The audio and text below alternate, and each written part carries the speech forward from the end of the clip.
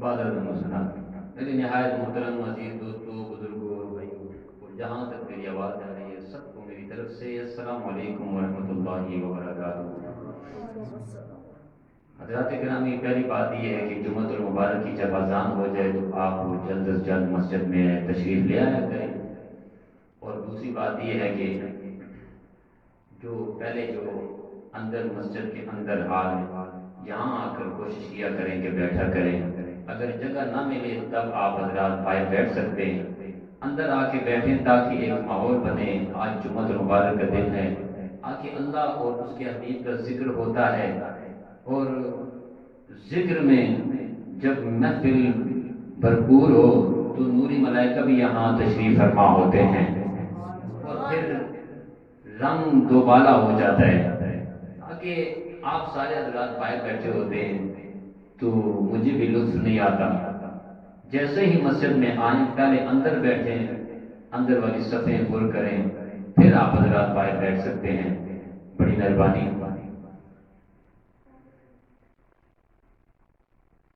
اللہ تبارک و تعالی جل جلالہ کا لاکھ لاکھ شکر ہے اور یہ احسان ہے، اس نے ہمیں آقا علیہ الصلوۃ والسلام کی امت میں سے پیدا فرمایا ہے، اور یہ امت وہ ہے کہ جس کی خواہش موسیٰ علیہ السلام نے کی، اے اللہ یہ امت مجھے نہیں دیتا، کہا یہ میں نے اپنے حبیب کے لیے تحفہ رکھا ہوا ہے، میں نے اپنے حبیب کو دینی یہ امت۔ پھر رب کائنات نے ارشاد فرمایا اے موسیٰ تو میرا کلیم ضرور ہے، پیارا ہے، پر یہ میں نے اپنے حبیب کے لیے تحفہ رکھا ہوا ہے، میں نے اپنے یار کو تحفہ میں دینا ہے۔ موسیٰ علیہ السلام نے عرض کی مولا اگرچہ یہ تحفہ رکھا ہوا ہے تو نے اپنے حبیب کے لیے، مجھے یہ امت عطا نہیں کر سکتا، تو پھر ایسا کر کہ مجھے اس امت میں سے پیدا ہی کر دے۔ اتنی پیاری امت ہے کہ موسیٰ علیہ السلام نے خواہش کی کہ مجھے امت دے دے، نہیں تو امتی ہی بنا دے، امتی ہی بنا دے۔ تو یہ امت کے لوگ جو ہیں اتنے عظیم اور مرتبے والے ہیں کہ موسیٰ علیہ السلام نے خواہش کی۔ ابھی یہ تو ہوگی امت کی بات، ابھی حضور کی بات کہ ہر نبی نے خواہش کی مجھے اپنا حبیب دکھا دے، کاش میں دیکھ سکتا کملی والے کو، کاش کہ میں دیکھ سکتا۔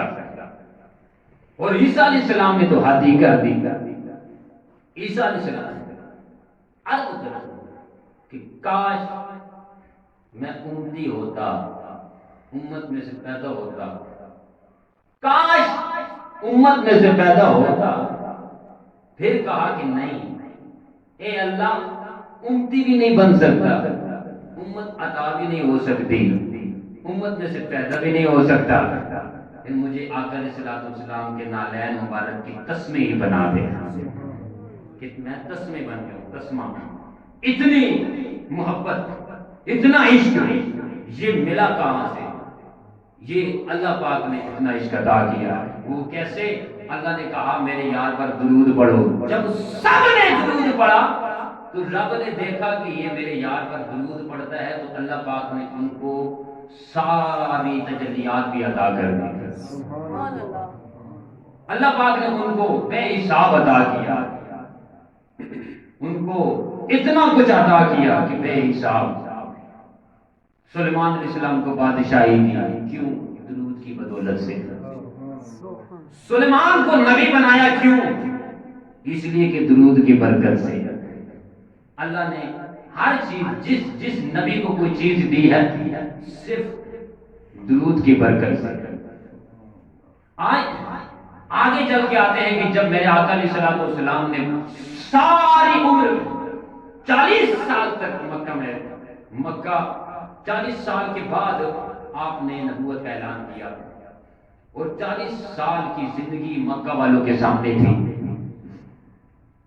انہی میں رہی، حتیٰ کہ یہودی، مشرک، منافق سارے لوگ جب دعائیں قبول نہ ہوتی تھی نا تو حضور علیہ الصلوۃ والسلام کا اسم پاک کا واسطہ پیش کیا کرتے تھے، اے اللہ ہم تیرے پیارے حبیب کا نام کا وسیلہ پیش کرتے ہیں، اپنے پیارے حبیب محبوب کے نام کی بدولت سے، ان کے وسیلے سے، نام کے وسیلے سے، حضور کے نہیں نام کا وسیلہ محمد، اسم محمد صلی اللہ علیہ وآلہ وسلم، یہ نام کا وسیلہ پیش کرتے ہیں۔ اور حدیث پاک میں آتا ہے کہ اللہ پاک نے اپنے یار کے نام کی بدولت سے سب کو عطا کیا، سب کی خواہشیں بھی پوری کی، سب کی دعائیں بھی پوری کی۔ سبحان اللہ، اتنی برکت ہے کہ نام کی اتنی طاقت ہے، نام کی اتنی شان ہے۔ تو ذرا سوچو، جب آپ دنیا میں آئے تو وہی لوگ جنہوں نے نام کا وسیلہ پیش کیا،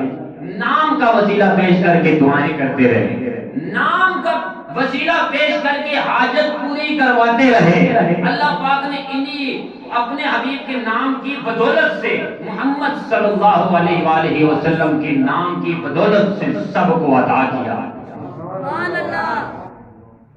پھر میرے آقا علیہ الصلوۃ والسلام نے جب اعلان نبوت فرمایا تو وہی لوگ جو چاہنے والے تھے، وہی لوگ جو پیار کرنے والے تھے، جو عشق کرنے والے تھے، محبت کرنے والے تھے، آپ کو سچا کہنے والے تھے، آپ کو صادق امین کہنے والے تھے، آپ کو سچا ثابت کرنے والے، کہا آپ سچے ہیں، آپ امین ہیں، آپ امانت دار ہیں، آپ جیسا کوئی اور ہے ہی نہیں، بس صرف آپ ہی آپ ہیں، جہاں جاتے حضور کا نام، حضور کا ذکر، جہاں بھی جاتے ان جیسا کوئی امانت دار نہیں، ان جیسا کوئی بڑا نہیں۔ تو وہی لوگ کہتے ہیں کہ ہم نہیں مانتے۔ جب کہا، حضور نے فرمایا کہ میں نبی ہوں، اللہ نے مجھے بھیجا ہے اس کام کے لیے، کس کے لیے؟ تبلیغ کے لیے، اس لیے میں آیا ہوں کہ میں تم لوگوں کو، اپنی امت کو، تم سب کو اللہ کا راستہ بتا دوں کہ یہ راستہ ہے۔ تو کسی نے نہیں مانا، کسی نے نہیں مانا۔ جب اعلان نبوت فرمایا تو کسی نے نہیں مانا۔ اور حضرت ابوبکر صدیق رضی اللہ تعالی عنہ، آپ ذرا سوچیں کہ نبیوں کی اتنی شان ہے کہ کسی نے کہا امت امتی بنا دے، کسی نے کہا تسمہ بنا دے، تسمہ ہوتا، نالین پاک کا تسمہ ہوتا، یہ کس کی بدولت سے؟ درود کی بدولت سے۔ کس کی؟ کیونکہ ان نبیوں نے دیکھا نہیں، بن دیکھے درود پڑھتے رہے، دیکھا تو نہیں نا، بن دیکھے درود پڑھتے رہے۔ اور ذرا سوچو کہ صحابہ کرام نے تو دیکھ کے حضور پر درود پڑھا ہے، سبحان اللہ، ان کی کتنی شان ہوگی، کتنی عظمت ہوگی کہ آقا علیہ الصلوۃ والسلام کو دیکھ کر درود پڑھتے تھے۔ نمازیں تو بعد میں آئی نا، درود پہلے تھا۔ درود تو جب کائنات نہ تھی تب بھی تھا، اور اب بھی ہے، جب فنا ہو جائے گی تو ساری دنیا ایک اللہ رہ جائے گا، اللہ اس وقت بھی اپنے یار پر درود پڑھتا ہے۔ اتنی شان جو بغیر دیکھے درود پڑھے ان کو اللہ نبوت عطا کرتا ہے، بادشاہی عطا کرتا ہے۔ تو ذرا سوچو، جس نے دیکھ کر درود بھی پڑھا، دیدار بھی کیا، کتنی شان ہوگی، کتنا مرتبہ ہوگا۔ اور اسلام لانے والے، اسلام قبول کرنے والے سب سے پہلے حضرت سیدنا ابوبکر صدیق رضی اللہ عنہ، آپ کا کتنا مرتبہ ہے، آپ کی کتنی شان ہے، کتنی عظمت ہے آپ کی، کہ جب شام گئے تھے، آپ تجارت کے لیے گئے، وہاں جب رائب تھا، اس سے بات چیت ہوئی اس معاملے میں۔ جب اس نے کہا کہ باہر کون آیا، کہا بھئی ابوبکر آیا۔ پھر بندہ باہر گیا، کہا وہ پوچھ رہا ہے رائب کہ آپ کے باپ کا نام کیا ہے، کہا ابو قحافہ۔ پھر آیا، اس راہب کو بتایا یہ نام ہے، کہا اب پھر پوچھ کے آؤ کہ آئے کہاں سے ہو۔ خاندان بھی پوچھا، نام پوچھا، باپ کا نام پوچھا، پھر کہا کہاں سے آئے ہو، مکہ سے آئے ہو۔ کہا ان کو اندر بلا دو۔ جب اندر آئے حضرت سیدنا ابوبکر صدیق رضی اللہ تعالیٰ عنہ، کیا دیکھتے ہیں کہ اس راہب کی عمر 150 سال ہے اور ضعیف ہے، اپنی یہ جو پرمٹے ہوتے ہیں یہ اتنے اتنے بڑے ہوئے، بڑے تھے، یوں بابا جی نے اٹھایا، یوں دیکھا آنکھیں اوپر کر کے۔ تو حضرت سیدنا صدیق اکبر نے بھی دیکھا، بابا جی نے بھی دیکھا، بابا جی نے دیکھا کہ یہ وہی ہے جس کا تذکرہ تورات میں ہے، انجیل میں ہے، زبور کتب سماویہ میں حضرت سیدنا ابوبکر صدیق رضی اللہ تعالیٰ عنہ کا بھی ذکر ہے. اگر حضور کی چاہنے والوں کا ذکر ہو کتب سماویہ میں ہے تو میرے کملی والے کا ذکر نہیں. پر ان میں تحریف کر دی گئی. حضور کا نام میں بہت کوشش کی مٹا دیں. ایک ناک مٹاتے تھے تو 2 ہو جاتی تھی, جب 2 مٹاتے 4 ہو جاتی. اللہ نے کہا یہ نام مٹ نہیں سکتا, ان کا ذکر کبھی ختم نہیں ہو سکتا. کیوں کہ یہ ساری عظمتیں, ساری شانیں, سارا مرتبہ, سارا مقام یہ میں دینے والا ہوں, کسی بندے نے تو نہیں دی. جیسا کہ ورفعنا اعلیٰ کا ذکر, آپ کے ذکر کو بلند کرنے والا میں ہوں. بندہ کون ہے جو گھٹا دے؟ بندے کی کیا اوقات ہے جو گھٹا دے؟ تو بابا جی نے جب ساری باتیں شاتیں ہوئی, حضور علیہ السلام کے بارے میں سب کچھ بتایا, تو حضرت سیدنا ابو بکر صدیق رضی اللہ تعالیٰ عنہ کے دل میں یہ خواہش پیدا ہوئی کہ میں کسی طرح جلدی سے میں پہنچ جاؤں. میں کب صبح ہوگی کہ میں جب پہنچوں. میں جب سارا کام ختم کر کے آئے مکہ میں, گھر میں آئے, پوچھا حضور کہاں ہے؟ کہاں نہیں ہے, مسجد میں ہوں گے. جب مسجد میں آئے وہاں بھی نہیں. سامنے پہاڑی پر بیٹھے ہوئے تھے.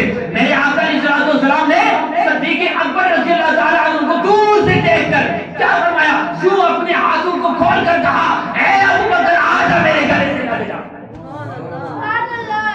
یوں دور سے کہا, آجا میرے گلے سے لگ جا. ارے تھی جس کے مقدر میں گدائی تیرے در کی, قسمت نے اسے راہ دکھائی.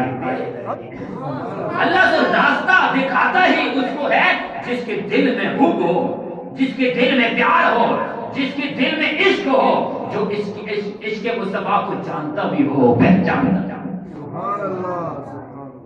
آپ کے دل میں عشق تھا, آپ کے دل میں محبت تھی, آپ کے دل میں درد تھا. رات گزری, سفر کیسے کیا یہ بیان نہیں کر سکتا, وہاں باتیں کیا کیا ہوئی یہ بیان نہیں کر سکتا. بس بے چینی تھی کہ کب میں پہنچوں مکہ میں اور کملی والے کو دیکھوں. اور جب حضرت ابوبکر صدیق رضی اللہ تعالیٰ عنہ, آپ نے جب پوچھا کہ اے اللہ کے نبی کیا دلیل ہے, آپ اب بھی پوچھنا چاہتے ہو وہ شام والی رات یاد نہیں, وہ رات یاد نہیں. بس اسی سوچ میں کہا حضور کو کیسے پتہ چلا وہ رات؟ وہ تو ہم دونوں میں باتیں ہوئی ہیں, ایک بابا جی بیٹھے تھے, ایک میں بیٹھا تھا, ان کو کیسے معلوم ہوا؟ بس یہی دل میں سوچ کے کہا میں گواہی دیتا ہوں کہ اللہ کے نبی آپ ہی ہو, سچے نبی. وہیں پر کلمہ پڑھ لیا, لا الہ الا اللہ, اشہد ان لا الہ الا اللہ وحدہ لا شریک لہ واشہد ان محمدا عبدہ ورسولہ. وہیں پر کلمہ پڑھ لیا. تو یہ بات وہ ہوتی ہے کہ پیر نصیر الدین شاہ صاحب رحمۃ اللہ علیہ کیا فرماتے ہیں کہ جس کے دل میں عشق ہو اسی کو اللہ پاک راستہ دکھاتا ہے. طرف رکھے, محبت رکھے حضور سے, تب اللہ پاک راستہ دکھاتا ہے. کیونکہ یہ راستہ کوئی آسان راستہ نہیں, یہ عشق کی منزل ہے. اس لیے تو پیر صاحب لکھتے ہیں کہ تھی جس کے مقدر میں گہرائی تیرے در کی, قسمت نے اسے راہ دکھائی تیرے در کی. ایک ہوتی ہے محبت عقلی, ایک ہوتی ہے محبت طبی. محبت عقلی اس کو کہتے ہیں کہ جب آپ بیمار ہو جائیں آپ کو ڈاکٹر دوائی دیتا ہے, حکیم صاحب دوائی دیتے ہیں, تو حکیم صاحب کہتے ہیں یہ دوائی جو ہے نا یہ 3 ٹائم کھانا ہے. تو آپ کو اس دوائی سے محبت ہوگی, کیوں؟ پتہ ہے آپ کو یہ اسی دوائی سے میں نے ٹھیک ہونا ہے, اسی دوائی سے میں نے ٹھیک ہونا ہے. تو محبت ہوگی آپ کو دوائی سے, آپ 3 ٹائم کھاؤ گے. جب آپ 3 ٹائم کھاؤ گے تو ٹھیک ہو جاؤ گے. اس کو کہتے ہیں محبت عقلی, کہ عقل سے کہ مجھے حکم ہوا ہے 3 بار کھانے کا, جتنا حکم ہوا ہے اتنا کھانا ہے. ایک وہ محبت ہوتی ہے جو محبت طبی ہوتی ہے. محبت طبی اس کو کہتے ہیں کہ جب ڈاکٹر آپ کو دوائی دے, حکم ہو کہ 3 ٹائم کھانا, آپ کو پتہ بھی ہے, محبت ہے کہ بھئی اس سے میں نے ٹھیک ہونا ہے, آپ پوری بوتل اٹھا کر کھا جاتے ہیں تو وہی دوائی پھر ری ایکشن کر جاتی ہے, انفیکشن ہو جاتا ہے. تو اسی لیے دوائی یہ محبت طبی جو ہے نا یہ بہت مشکل ہے, کیونکہ اس میں جان بھی دینا, جان کا بھی خطرہ ہے, اس میں من کا بھی خطرہ ہے, اس میں تن کا بھی خطرہ ہے, اس میں مال بھی دینا پڑتا ہے, جان دینی پڑتی ہے, گھر بار لٹانا پڑتا ہے. عشق کی منزل میں آ کر سب کچھ اللہ کے راستے میں لٹانا پڑتا ہے، دینا پڑتا ہے۔ اے اللہ، دیا بھی تو نے ہے اپنے حبیب کے صدقے سے، دے بھی رہا ہوں تیرے راستے میں، کوئی احسان نہیں، کیونکہ جتنا احسان اللہ کا ہے ہم پر، اس نے ہمیں مال دیا، ہمیں سب کچھ دیا، ہمارا کیا ہے؟ حضرت سیدنا ابو بکر صدیق رضی اللہ تعالیٰ عنہ، آپ میرے آقا علیہ السلام کے پاس بیٹھے ہوئے، حضور کیا فرماتے ہیں کہ مجھے 3 چیزیں پسند ہیں، مجھے 3 چیزیں پسند ہیں۔ ایک ہے خوشبو، علماء کرام تشریف فرمائیں، ماشاءاللہ اللہ پاک کو صحت کاملہ عاجلہ عطا فرمائے۔ ایک ہے خوشبو، ایک ہے نکاح، اور تیسری چیز کون سی ہے؟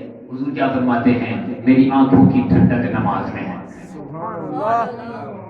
تو ہم نے نماز ہی تو پڑھنی ہے، صرف اگر خوشبو لگا لیں، نکاح کر لیں، نماز نہ پڑھیں تو یہ بھی حضور کی سنت تو ادا نہیں ہوئی۔ جب میرے آقا علیہ السلام نے ارشاد فرمایا کہ مجھے 3 چیزیں پسند ہیں، ایک خوشبو ہے، ایک نکاح ہے، اور تیسری کیا ہے؟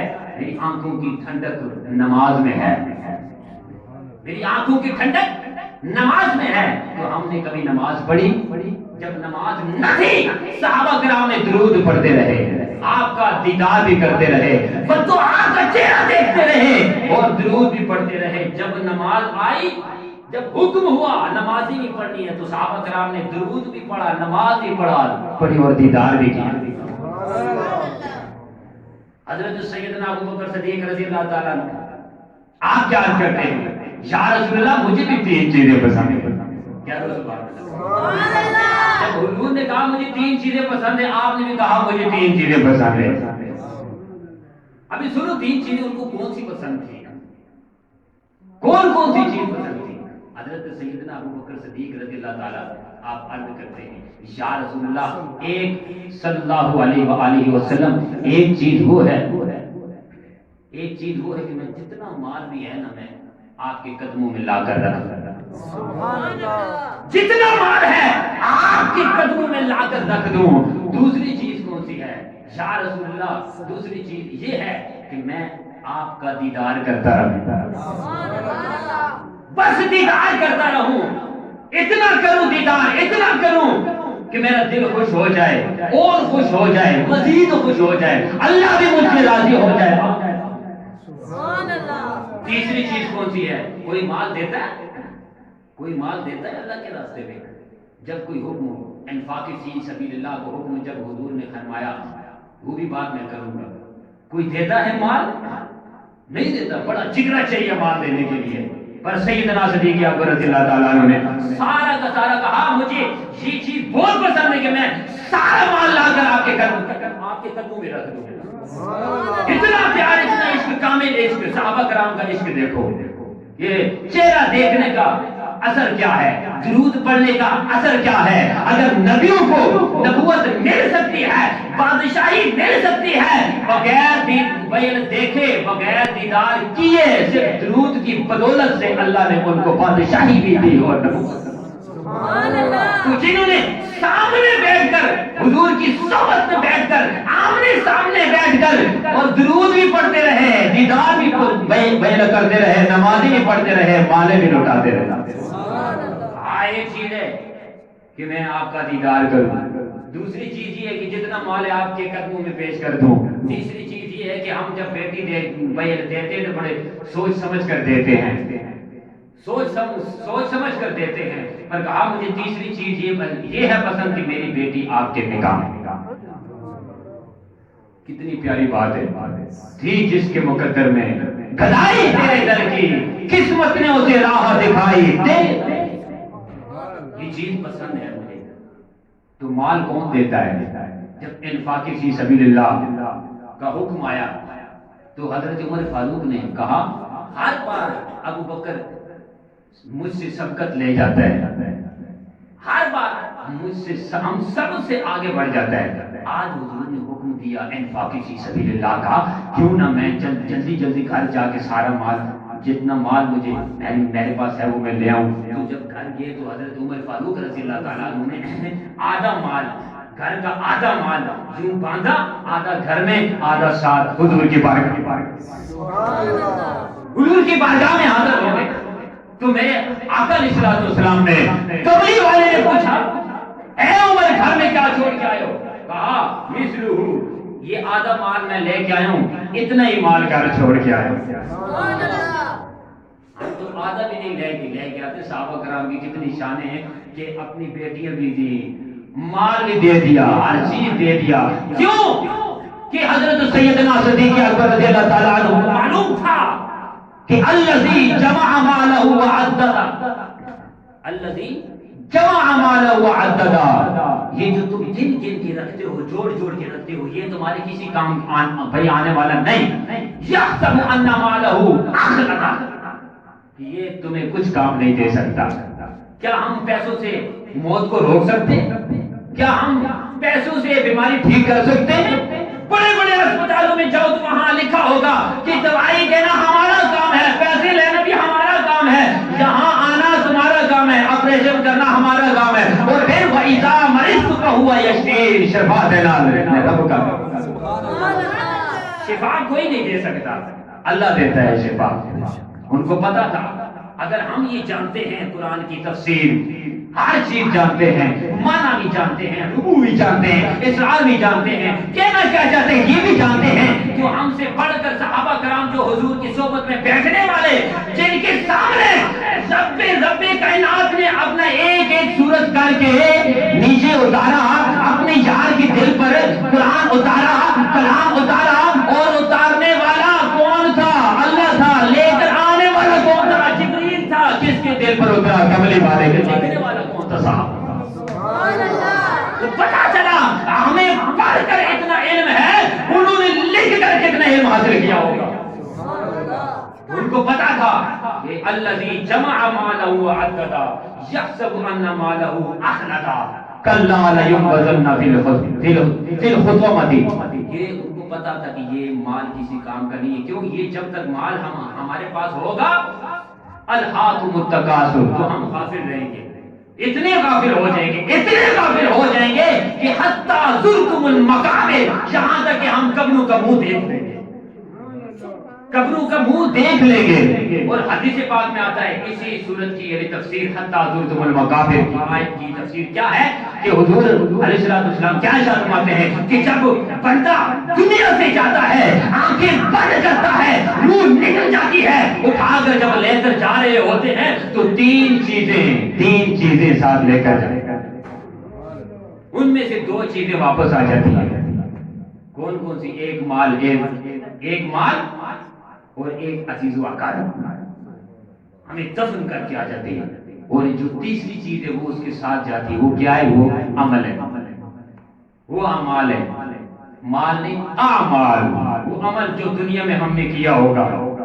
دنیا میں ہم نے اگر اچھے کام کیے ہوں گے تو صلہ اچھا ہوگا، برے کام کیے ہوں گے تو صلہ بھی برا ہوگا۔ ہمیں کم از کم اتنا تو پتہ ہونا چاہیے کہ ہماری میت اٹھا کر جنازہ گاہ میں لے کر جاتے ہیں، اور وہاں میت سامنے پڑی ہوتی ہے، جنازہ پڑھنے کے بعد جب وہ وہی قرآن مجید، وہی رب کا کلام، پیارا کلام جو ہم نے دنیا میں پڑھا بھی نہیں، دیکھا بھی نہیں، وہی قرآن ہم وہی اٹھا کر ہیلا کرتے ہیں، وہی قرآن کا وسیلہ پیش کرتے ہیں۔ ھذا القرآن وھذا المال بمکملۃ الصوم والصلاۃ والزکاۃ والحج مما هو یجب فیسقط من حقوق اللہ تعالی۔